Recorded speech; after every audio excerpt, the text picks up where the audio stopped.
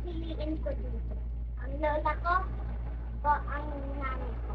Ang nanay ko naman ay palagi. Ang nanay ko o ang lola ko? Ang lola ko naman ay palagi ako ni aalis. Ang nanay ko naman, palagi akong binibilan lahat ng gusto ko. Katulad neto. Tsaka neto. Good, diba? Ang lola ko naman, sabi, mahal yan! Mahal yan! Tipidin ang lola ko. Pero pag aalis na tayo, malilate na tayo! Bilisan mo na! Comment to part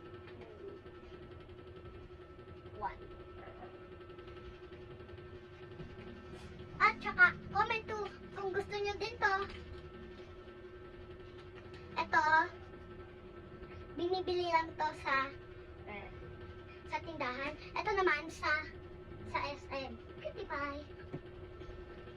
Comment to part 1.